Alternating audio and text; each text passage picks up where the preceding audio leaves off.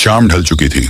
आसमान पर काले बादल उमड़ रहे थे, हवा तेज हो रही थी और जंगल के बीच से दो लड़के सुरेश और मोहन रास्ता तय कर रहे थे।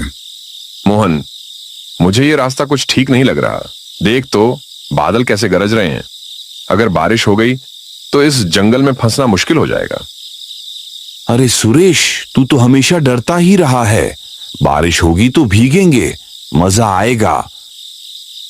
इतना कहते ही आसमान में तेज बिजली लड़की। उसी पल जंगल के भीतर से भयानक सी आवाज गूंजी। सुरेश कांप गया। दूर पेड़ों के बीच से एक हवेली दिखाई दी। उसकी खिड़कियों से पीली पीली रोशनी छन रही थी। सुना, मैंने कहा था ना, ये अच्छा संकेत नहीं है। अरे वो देख हवेली, और उसमें रोशनी भी जल रही है। चल वहीं चलते हैं, रात कट जाएगी। बारिश की बूंदें टपकने लगी थीं। मजबूरी में दोनों हवेली की तरफ बढ़ गए। दोनों हवेली के विशाल दरवाजे तक पहुंचे।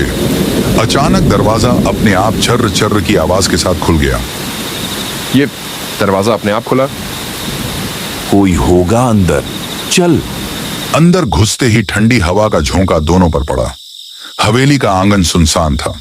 पुराने झूमर धूल और मकड़ी के जालों से ढंके थे। बीचों बीच एक बूढ़ा आदमी रेडियो ठीक कर रहा था। उसके चारों ओर 5-6 बच्चे बैठे थे। अरे मुसाफिर हो क्या? आओ बेटा, बाहर तूफान है, यहां रहो। ये हवेली राहगीरों के लिए हमेशा खुली रहती है। बूढ़ा आदमी उन्हें एक कमरे में ले गया। थोड़ी देर बाद बच्चे मोहन और सुरेश के पास आ गए। अंकल, आप इतने चुप क्यों हैं? डर नहीं लगता क्या? डर डर तो मेरे सामने छुप जाता है। बचपन से ही निडर हूं मैं। बच्चे जोर से हंस पड़े, लेकिन उनकी हंसी खोखली थी। सुरेश को लगा बच्चों की आंखों में कोई अजीब चमक है, मानो वे असली न हों। मोहन, ये सब सामान्य नहीं है। इन बच्चों की हंसी और ये बूढ़ा आदमी, कुछ गड़बड़ है। अरे तू तो हर किसी को भूत बना देगा। चलो खाना खा लो और सो जाओ।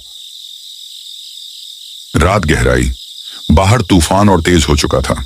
अचानक बूढ़ा आदमी पास आया और धीमी आवाज में बोला, इस हवेली में कई राजदफ्फन हैं। सालों पहले यहां एक परिवार रहता था, लेकिन एक रात सब गायब हो गए। कहते हैं वो हादसा नहीं था, श्राप था। कैसा श्राप? जो भी इस हवेली में आता है वो यहीं रह जाता है, कोई बाहर नहीं जा पाता।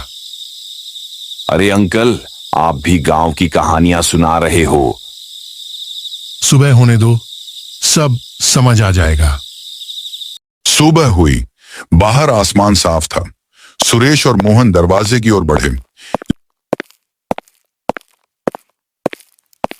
लेकिन दरवाजा खोलते ही उनके सामने बूढ़ा खड़ा था। उसकी आंखें पूरी तरह लाल थीं, चेहरे पर डरावनी मुस्कान। अब तुम दोनों यहीं रहोगे। जो यहां आता है वो कभी वापस नहीं जाता। अचानक बच्चों की हंसी गूंजने लगी, पर अब उनके चेहरे बदल गए। आंखें गहरी काली, चमड़ी झुलसी हुई और बदबूदार सड़ांध। हे भगवान, ये बच्चे इंसान नहीं है। सुरेश भागो। दोनों भागे।